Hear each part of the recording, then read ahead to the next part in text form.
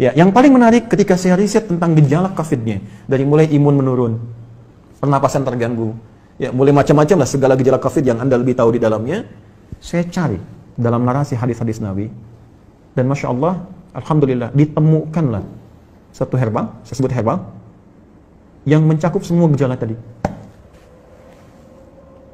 Dan itu, dunia internasional pun belum masuk ke situ. Belum ada kesadaran itu gitu. Ya, saya cek kemudian, di Indonesia nggak ditemukan materinya. Ini hanya ada di 2 tempat di dunia. Kalau ditanya sikap apa yang mesti dibangun saat pandemi ini, maka sebagai seorang muslim, dari aspek ibadah, sikap yang mesti dia bangun adalah penguatan sisi spiritualnya. Ya, nanti di sini saya turunkan ada beberapa ayat di bagian ini, yang memberi petunjuk langsung kepada kita. Jadi kalau nanti ada yang terkena COVID-nya misalnya, itu nanti mohon izin Prof, ada langsung zikirnya dibimbing oleh Al-Quran. Ya, bisa zikir yang standar Quran surah ke-26 ayat 80, zikirnya Nabi Ibrahim tuh. Wa idza maridtu fahuwa yashfin. Harus optimis. Kalau saya sakit pasti disembuhkan. Itu indah sekali di Quran itu. Jadi kalau Anda sakit pun mesti optimis sembuh. Ya, justru yang diajarkan tuh sikap optimisme. Saya selalu klaim ke teman-teman media, Anda tuh gimana sih? 90% lebih sekarang berita tuh jelek semua. Kenapa nggak ditampilkan yang baik-baiknya? Ini sembuh begini, ini kekuatan begini. Itu kan motivasi gitu. Sekarang kita lihat setiap berita tuh A sampai B. Saya dari bangun tidur itu, ya setelah sholat, ngaji, macam-macam, saya jejerkan berita luar dengan dalam negeri. Itu beritanya 90% ke atas, jelek semua. Ini membuat manusia itu nggak semangat gitu. Ini mungkin frame yang kita mesti bangun. Mohon izin saya selesaikan sebentar. Nanti ada zikir yang standar, ada zikir Nabi Ayub. Ya, kalau orang sudah mulai vonis dokternya ini sulit, ventilator sudah dipasang, sesak macam-macam. Ini luar biasa ini ya. Nanti ada zikir Nabi Ayub di Quran surah ke-21 misalnya, ayat 83 sampai dengan 84 yang divonis oleh orang nggak mungkin sembuh ternyata sembuh. Sekali lagi, optimisme yang dibangun, inna ma'al usri yusra, ini pasti selesai, bahasa psikologinya. La yukallifullahu nafsan illa wus'aha, nggak mungkin saya diuji kecuali saya mampu mengatasi itu semua. Itu kalimat-kalimat positif dalam psikologi yang bisa membuat imun kita semakin naik. Nah, sekarang saya cepat karena waktu saya berakhir, bagaimana ikhtiar secara muawalahnya. Ya, tadi saya sudah singgung, ini barangkali mesti dikoordinasikan, dan Alhamdulillah di pemerintah juga sudah membuat gugus tugas kan, gugus tugas COVID, ada penanganan secara sosial, sudah ada social distancing, physical distancing, sampai masuk juga ke ranah-ranah ibadah yang mau ke masjid ya, itu sudah ada fatwanya tersendiri. Itu nanti penerapannya itu yang harus disosialisasikan ke masyarakat, karena setiap tempat bisa beda kebijakan, ya, nggak semua dipukul rata gitu. Ini kan menarik juga, satu wilayah yang sangat dalam nggak ada COVID harus social distancing di masjid, kan agak aneh juga gitu ya. Nanti itu ada detail tertentu di situ. Saya ingin masuk kepada langkah yang sangat menarik. Prof ini juga herbal, mungkin teman-teman yang lain di kesehatan juga. Tapi saya nggak bisa buka ini ya, spesies genusnya saya ingin buka dulu sebentar. Tapi saya challenge, ya Bu Rektor, saya challenge ya nanti tim terbaik dari Unhas, kalau mau silahkan ke Bekasi, saya tunjukkan. Karena saya sudah uji ini 6 bulan dan Alhamdulillah 100% manfaatnya. Saya sudah zoom dengan 9 direktur rumah sakit, dengan pakar-pakar juga, dan kita support juga kepada bahkan beberapa kolega yang terkena COVID juga. Saya tidak katakan obat ya, karena obat harus ada uji klinis. Saya katakan herbal, nabawi, kan? Ini apa namanya? Prophetic healing ya, di pendekatan dari tibbun nabawi, ada sesuatu yang sangat menarik. Nah, saya riset, sekali lagi riset, gejala-gejala yang terkait dengan COVID. Dari hasil tadi, dari yang, mohon maaf teman-teman sekalian, ada yang dari Tiongkok tadi, dari beberapa negara yang disampaikan datanya oleh IMPAT ya, filenya datang ke saya, dan ini hasil riset bukan sembarangan. Dari sini kita petakan kebutuhannya Pak. Saya mau share begini ya, sebelum saya sampai ke herbal dulu. Ini Tiongkok. Ya, saya pilihkan beberapa halaman, ini ada 140 halaman lebih model Tiongkok ini. Tahukah teman-teman, saat terjadi COVID ini, mereka sudah mempraktekkan apa yang didorongkan bahkan oleh Nabi jauh-jauh hari sebelumnya. Tapi bukan dalam konteks yang pertama ibadah tadi. Dalam konteks kehidupan muamalah dengan seluruh aspeknya, baik sosial, ekonomi, dan sebagainya. Saat terjadi ini, itu saya baca di laporan ini, pemerintah Tiongkok sudah mengumpulkan seluruh ahli medis dan herbal untuk berkumpul mengatasi, dulu masih epidemi, di Wuhan. Mereka kumpulkan semua alternatif. Dan yang paling dahsyat, rahmat yang diisyaratkan Nabi, yang bisa berlaku di konteks muamalah, bisa masuk ke ekonomi, bisa masuk ke ranah sosial, itu mereka praktekkan. Mereka riset, apa yang dibutuhkan untuk mengatasi wabah ini? Apa saja yang dibutuhkan? Lalu mereka minta ke dunia-dunia luar, dan dunia luar, ya luar biasa dengan itikan baiknya. Ada yang nyumbang APD, nyumbang macam-macam. Mereka sudah petakan, oh ini kebutuhannya. Dan sudah dilihat, ini satu hal yang dirasakan akan banyak menyebar. Karena dalam skala global, termasuk khususnya dalam politik global, ini kan isunya luas dengan 3 tipe itu, kan? Ada yang versi Amerika, versi Israel, ada yang versi Cina-nya, kan? Artinya ini kan sudah menyebar dan mereka sudah lihat. Artinya apa? Potensi dari segi muamalahnya, karena ini kan sisi agamanya kosong gitu kan, dalam tanda petik minim lah. Dia tarik sisi ekonominya saja. Bahkan dari tim mereka punya tim khusus yang dalam bidang ekonomi untuk memetakan ada ribuan list yang mungkin bisa dimanfaatkan dengan situasi pandemi ini. Ini bikin APD, ini bikin kits, bikin ini, bikin itu, bikin sampai puncaknya vaksin.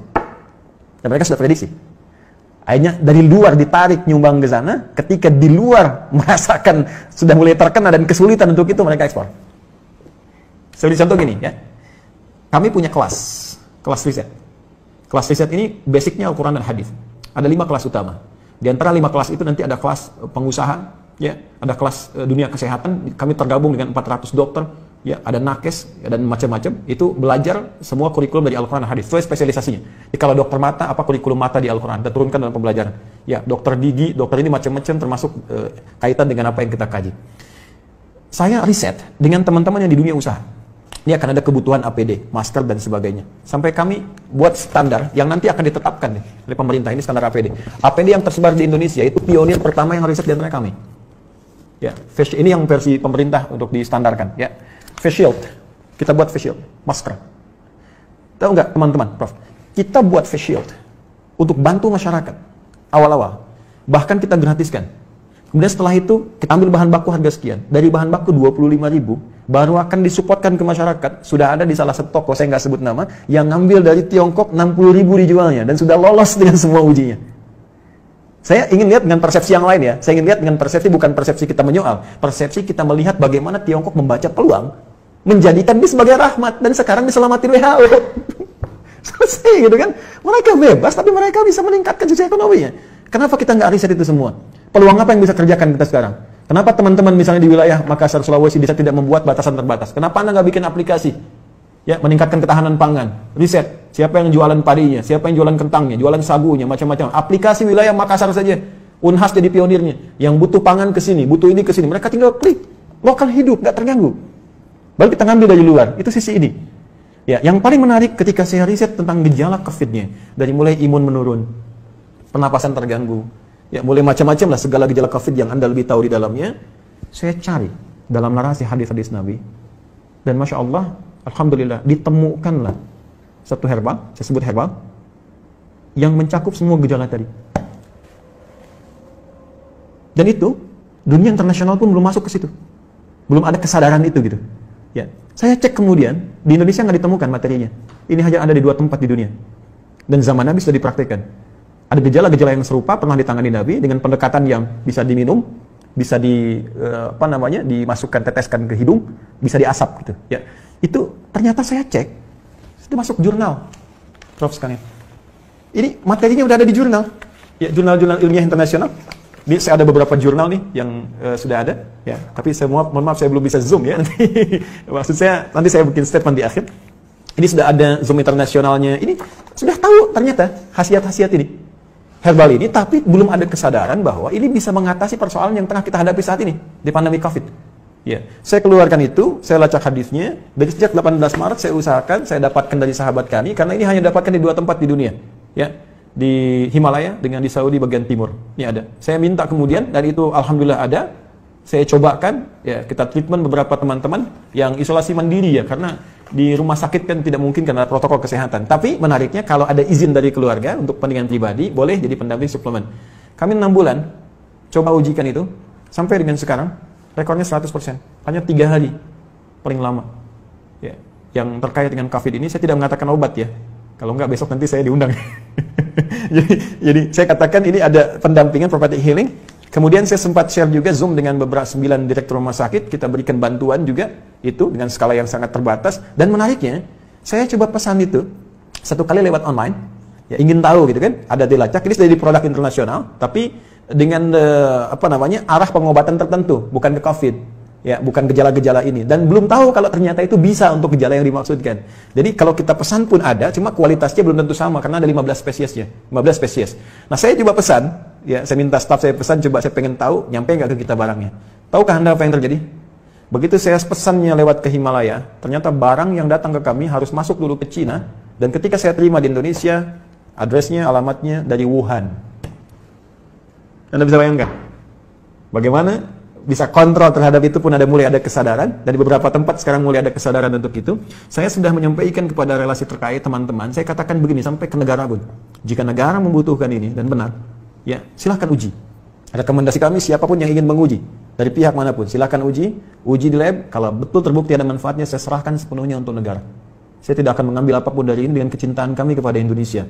Hanya saya ingin satu saja, sebutkan referensinya bahwa ini dari hadis Nabi. Itu saja. Ya, jadi saya juga challenge teman-teman yang di Unhas, nanti boleh timnya main ke sini. Anda boleh analisis, saya serahkan nanti jurnal-jurnalnya, dipelajari dan sebagainya, hadis-hadisnya, tapi infonya kami sudah 6 bulan melakukan treatment dengan pendekatan prophetic healing ini, dan hatinya 100% sampai dengan hari ini. Alhamdulillah, termasuk kemarin yang di media-media yang diinfokan kolega-kolega pejabat-pejabat, ada yang kami support itu, dan mereka menginfokan juga sangat luar biasa. Ini bisa juga untuk diabetes, bisa. Kemudian kemarin ada yang kompleks antara diabetes dengan liver, dia menggunakan medis. Ya, medis belum ada pengaruh, mungkin belum cocok saja, mohon izin, ya. Lalu coba kami support dengan itu, dia selesaikan medisnya, dia tidak minum dulu, dia konsumsi itu, kami berikan, karena ini hanya 2 pekan, hanya boleh dikonsumsi dalam 2 pekan, kemudian selesai, 1 pekan baru nyambung kembali. Apa yang terjadi? Hanya dalam 3 hari, terjadi pemulihan yang sangat luar biasa, dia sudah bisa ke masjid, sudah beraktivitas, dan sudah normal kembali.